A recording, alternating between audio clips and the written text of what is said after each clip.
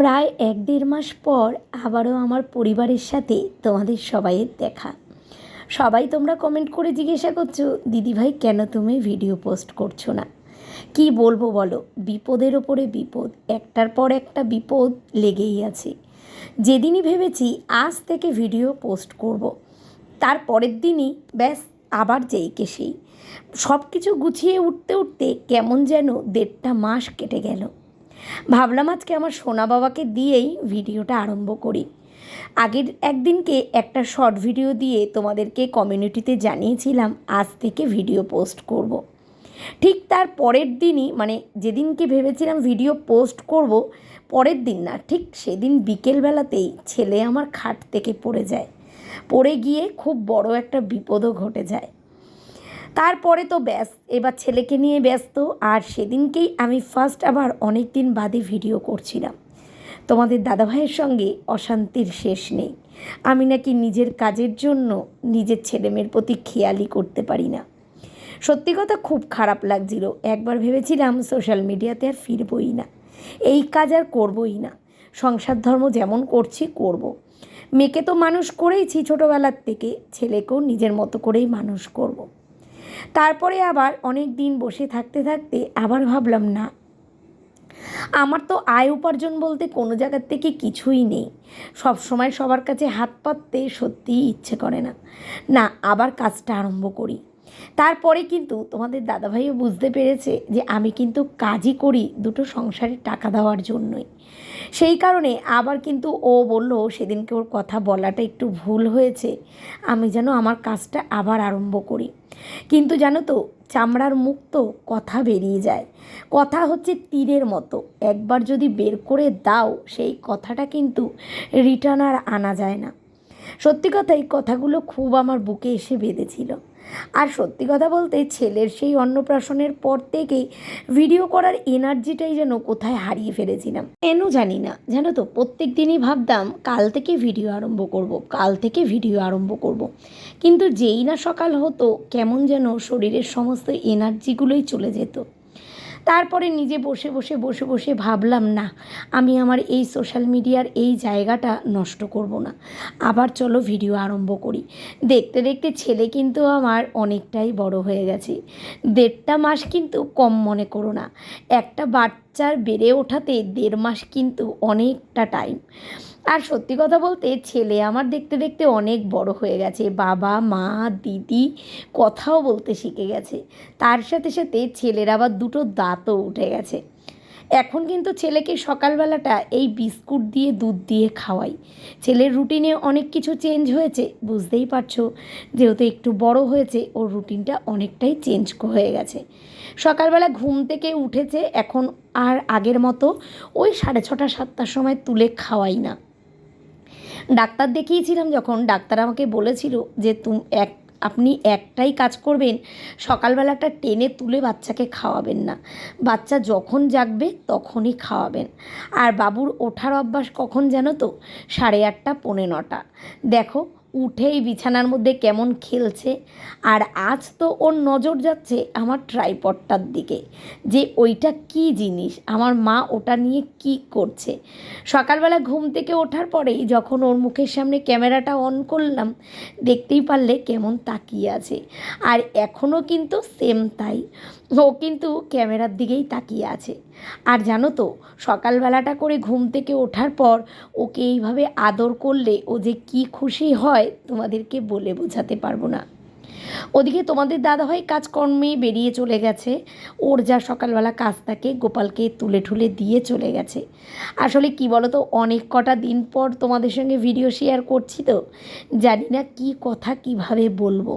এই যে ছেলের অন্নপ্রাশন থেকে আমার গলা ভাঙা স্টার্ট হয়েছে, এখনও কিন্তু আমার গলা ঠিক হয়নি। গলার সাউন্ড কিন্তু একদমই চেঞ্জ হয়ে গেছে। তোমরা হয়তো গলার আওয়াজ শুনে বুঝতেই পারছো, গলা গেছে প্রচণ্ড ভারী হয়ে। যাই হোক, তারপরে বিপদের কথা বলি। ছেলের তো ওই একটা বড় বিপদ গেলই, সেদিনটা যে কি গেছে তোমাদেরকে বলে বোঝাতে পারবো না। আর এখন একটা মুহূর্ত ছেলেকে যেন রেখে ঘরে ঘরে বিছানার ওপরে কিংবা সোফার ওপরে রেখে যেতেই ভয় লাগে। 24টা ঘন্টা ওকে নজর করে রাখতে হয়। আর এত দুরান্ত হয়েছে তোমাদের কি বলবো। আমার শাশুড়ি মা বলে আমার ছেলে একদম ওর বাবার মতো হবে। আমার মেয়ে যতটা শান্ত হয়েছে ছোট্টবেলার থেকে, আর এ ততটাই দুরন্ত হবে। কারণ কি জানো, তোমাদের দাদাভাই নাকি বলে খুব আমার শাশুড়ি মাকে জ্বালিয়েছিল। আর আমার শাশুড়ি মা আমার ছেলেকে দেখে একটাই কথা বলে, এও ওর বাবার মতনই হবে। না হলে কেউ কি আর এই 6-7 মাস বয়সে খাটের ওপর থেকে পড়ে যায়? ডাক্তারও শুনে অবাক হয়ে গেছে জানো তো, যে খাটের ওপর থেকেও কীভাবে পড়ে গেল। ভগবানের অসীম কৃপা যে একটুর জন্য ওর মাথাটা ফাটেনি। কী যে সেই দিনটা গেছে তোমাদেরকে বলে বোঝাতে পারবো না। তারপরে যেই না কটা দিন ছেলেকে নিয়ে হুড়োহুড়ি করে উঠলাম, একটু ছেলে সুস্থ হলো, তারপরে আবার যেদিনকে ভাবলাম না আজ থেকে ভিডিও পোস্ট করব, সেই দিনই আবার খবর পেলাম আমার মাসি মারা গেছে। এইবারে বলো, একটার পর একটা পরিবারে বিপদ যেন লেগেই আছে। আমার নিজের মাসি, হ্যাঁ মায়ের থেকেও বেশি বলবো, কেন জানো তো, ছোট্টবেলায় এমন দিন গেছে যেদিন হয়তো আমাদের ঘরে খাওয়াও জোটেনি। সেই মাসির কাছে গিয়েই দিনের অর্ধেক, মানে বছরের অর্ধেকটা আমি কাটাতাম। আর আমাদের 3 ভাই বোনের মধ্যে মাসি একটু বেশিই ভালোবাসতো আমাকে। আর বছরের অর্ধেকটা টাইম যেহেতু আমি মাসির বাড়িতেই কাটাতাম, অভাবের সংসার বুঝতেই পারছো, তখন পড়ালেখাও করতাম না, কারণ খুব ছোট বয়সেই পড়াশুনো ছেড়ে দিয়েছিলাম। তো মাসির কাছেই থাকতাম। যেহেতু 3 ভাই বোন আমরা ছিলাম, মা বাবার কষ্ট হতো, মাসির কাছে গিয়ে থাকতাম। আর যেদিন শুনলাম, বিশ্বাস করো, মাসি মারা গেছে, মানে মাসিকে শেষ চোখের দেখাও দেখতে পারিনি। তো কতটা যে, মানে মাসিকে দেখতে পেরেছি কিন্তু জীবিত অবস্থায় দেখতে পারিনি, তো কতটা যে খারাপ লেগেছে তোমাদের কি বলবো। সেইটা কাটিয়ে উঠতে উঠতে অনেক কটা দিন লেগে গেল। তারপরে ভাবলাম না চলো কাজের মধ্যে ফিরি, তাতে নিজেরও ভালো লাগবে, ভালো মানে সংসারেরও কাজে একটু মন বসবে। আর কি বলো তো, সত্যি কথা বলতে আমার শরীরের সেই এনার্জি, কাজ করার একটা ইচ্ছে, সব কিছু যেন কোথায় হারিয়ে গেছে। বুঝতে পারছি না কেন এরকম হচ্ছে। সবাই বলে দাঁড়া বছর কটা ঘুরতে দে, দেখবি আবার সব ঠিক হয়ে যাবে। সত্যি কথা বলতে ডাক্তার দেখাইনি, কেন বলো তো, কিসের জন্য ডাক্তার দেখাবো? শরীর তো কোনো খারাপ না, কিন্তু শরীরে শুধু কোনো এনার্জি নেই। তা ভাবলাম না চলো কাজকর্মের মধ্যে ফিরি, তাহলে ঠিক এনার্জি আসবে। গরমটা কিন্তু এই বছর সেরা পড়ছে, তাই না? গরমের অর্ধেক তো ভিডিওই বানাইনি, কিন্তু গরম তো আর কম লাগে না। এই যে বেলা বাড়ার সাথে সাথে বাড়িতে এত রোদ্দুর পড়ে, কি বলবো তোমাদের। সকালবেলা দিদি কিন্তু কাজ করতে এখনও আসেনি। এখন বাজে ঘড়িতে ওই 9:30 মতো, এখনও বাজেনি কারণ জল যায়নি। আমি সকালবেলার এদিকের কাজগুলো সবই সেরে নিলাম। দিদি আসার পর দিদির কাজ করবে, তারপরে আমার আবার কাজ। এই সকাল টাইমটা আমার একটু হুড়োহুড়ি বাদে, তোমরা জানো। আর আজকে অনেক দিন বাদে ভিডিও করছি বলে সময়টা যেন আরও বেশি লাগছে। এদিকে জামা কাপড় কাচা, বোতল পরিষ্কার করা, টুকিটাকি চায়ের বাসন মাজা, ঠাকুরের বাসন মাজা, সবই কিন্তু আমার কমপ্লিট হয়ে গেছে। এরপরে জামা কাপড়গুলো মেলবো। আর রোদ্দুর দেখেছো, মানে জামা কাপড় দিতে দেরি আছে, জামা কাপড় শুকিয়ে যেতে দেরি নেই। চলো জামা কাপড়গুলো মেলে এরপরে ঘরে যাব। ছেলেকে খাইয়ে দাইয়ে পরিষ্কার করে ছেলেকে কিন্তু সোফার ওপরে শুইয়ে টিভি চালিয়ে দিয়েছি। হ্যাঁ, ওকে একটু টিভিতে কার্টুন কিংবা টিভিতে একটু গান চালিয়ে দিলে ও খুব খুশি হয়, আর কোনো বিরক্ত করে না, সুন্দর কিন্তু আমি কাজ করে নিতে পারি। আর আমার সাথে সাথে মনাও কিন্তু এখন কাজ করে। মনা কিন্তু বাড়িতে বসে থাকে না, ও কিন্তু একটা কাজ করে, হাতের কাজ। সেটা তোমাদের আমি দেখাবো, ভিডিওতেই দেখাবো, ঠিক আছে? 2 দিন ভিডিও করি, মেয়ে কী কাজ করে ঘরে বসে সেটা তোমাদের দেখাবো। তো সেই কারণেই আমি ভাবলাম মেয়ে কাজ করবে, ওর বাবা কাজ করবে, আর আমিও তাহলে আমার সোশ্যাল মিডিয়ার কাজে ফিরে যাই। 3জনে মিলেই কাজ করি। মেয়েও তো বড়ই হয়ে গেছে, তাই না? দেখো টাকার অভাব কার না থাকে, টাকা যতই তোমার থাকুক না, সব দিক থেকে উপার্জন করলে তখন মনে হবে তাও সংসারে টান পড়ে যায়। সংসারটা এমনই একটা জিনিস। ছোট্টবেলা থেকে যেহেতু অভাবে মানুষ হয়েছি না, সত্যি কথা বলতে মেয়েকে তাই বোঝাই কোনো কাজই ছোট না। বাড়িতে বসে থেকেও যদি কিছু করা যায় সেটাও অনেক। চাকরি বাকরির অবস্থা এমনিই আমাদের পশ্চিমবাংলায় এখন খারাপ, হাতের কাজ তো শিখতেই হবে। আমার খুব ইচ্ছে আছে জানো তো, মেয়ে কলেজে উঠুক। মেয়ে উচ্চ মাধ্যমিকের রেজাল্ট জানোই তোমরা 2-3 দিন পরই। তো মেয়ে কলেজে উঠুক, তারপরে আমার খুব ইচ্ছে আমি মেয়েকে পার্লারের কাজ শেখাবো। হ্যাঁ, বিউটিশিয়ানের কোর্স করাবো মেয়েকে, তাতে ও এখন না করুক, পরবর্তী জীবনে যাতে ও কিছু করতে পারে। কারণ কী বলো তো, একটা হাতের কাজ শিখে রাখা আজকালকার দিনে সত্যিই খুব প্রয়োজন। আমি যেরকম ধরো মেশিন চালাতে পারতাম, তো ছোটোবেলাতেই কিন্তু আমরা অনেক রকমেরই কাজ করেছি। তো ছেলে হওয়ার আগেও তোমরা দেখেছো আমি কত সায়া করেছি। তারপরে নিজের শরীর অসুস্থতার জন্য তারপরে কিন্তু আমি মেশিন করাটা ছেড়ে দিই। কিন্তু কাজ কোনোটাই খারাপ না, ঘরে বসে থেকেও কাজ করলে কিন্তু নিজের হাতেও দুটো টাকা আসবে। আর সত্যি কথা বলতে এখন থেকে যদি ও নিজে কাজ করে নিজে কিছু নিজের জন্য রাখতে থাকে, ভবিষ্যতে সেটা ওরই কাজে লাগবে। তো যাই হোক, দেখো এদিকে ছেলেকে বললাম ঘরে নিয়ে যেতে, কারণ বাইরের দিকটা না এখন খুব গরম লাগছে আর ঘরের দিকটা এখন ঠান্ডা। দিদি চলে আসবে, হুড়োপাড়ি করে আমি এখন কাজ করছি, দিদি ওদের বাড়িতে চলেও এসছে। তো আমি এখন বাইরের দিকে জামা কাপড়গুলো মেলেই দেখো ঘরে চলে এসেছি। এখন ঘরটা পরিষ্কার করব। ঘরটা পরিষ্কার করে তারপরে কিন্তু এই দিকের যা কাজ আছে সেগুলো সারবো, টুকিটাকি কাজগুলো। কারণ দিদি ওদের বাড়ির থেকে আজকে সোজা আমাদের বাড়িতে আসবে। তো সেই কারণে আমি একটু হুড়োপাড়ি করছি। আর এই সোফাটাকে একেবারে গুছিয়ে দিলে, সোফাটায় শোয়ালে জানো তো ছেলে হচ্ছে উল্টাতে পারে না। আর না হলে বিছানায় বলো নিচে বলো 1 সেকেন্ডও ও সুস্থির থাকে না, খালি উল্টে যায়। জানোই এখন এই সময়টা উল্টাবে, হামাগুড়ি দেওয়ার চেষ্টা করবে। আর সোফাটায় শুলে কী হয় বলো তো, সোফার ভেতরটায় না ও পুরো ঢুকে যায়। আর কোনো রকমভাবেই ও ঠেলে এখনও পর্যন্ত উঠতে পারে না। কিন্তু খুব শিগগিরই এই সোফাতেও রাখা যাবে না। তবে সোফাতে শুয়েও আমরা কিন্তু কেউ বাইরে চলে যাই না। নেয় আমি, নেয় মনা, আমরা কিন্তু ওর ধারে পাশেই থাকি। আমি ঘরে থাকি, না হলে মনা ঘরে থাকে, এইভাবেই কাজ করি। আর ওর ভাই সোফায় শুয়ে টিভি দেখে, মনার মতো নিচে বসে কাজ করে। আর দেখতেই পাচ্ছ ওই যে ওদের বাড়িতে দিদি চলে এসছে, সেই কথাই বলছিলাম যে দিদি চলে এসছে ওদের বাড়িতে।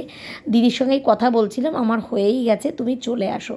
আসলে আমাদের ট্যাঙ্কের কল যেহেতু নিচে নেই, তো তো কলে জল চলে গেলে দিদির বাসনটা মাজতে একটু অসুবিধা হয়।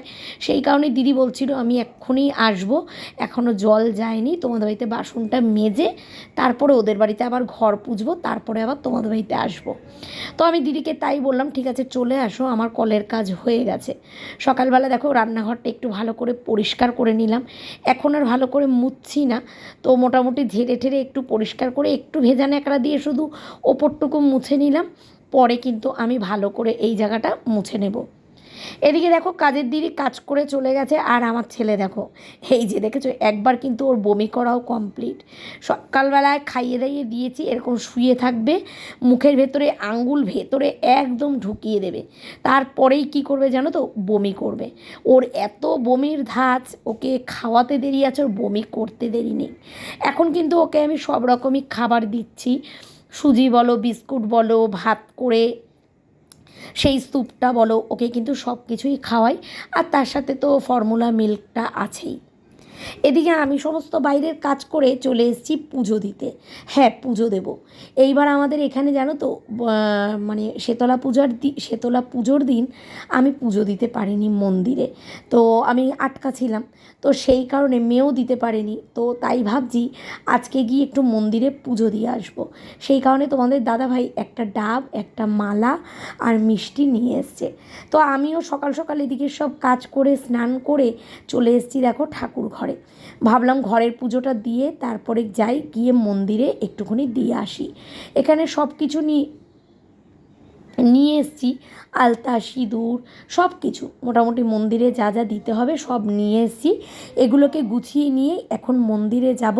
তবে আগে ঘরের পুজোটা কমপ্লিট করে যাব, কারণ কি বলো তো, এরপরে না হলে ঘরের পুজোটা দিতে অনেকটা দেরি হয়ে যাবে। তাই ভাবলাম আগে ঘরের পুজোটা দিয়ে তারপরে মন্দির থেকে চলে আসবো।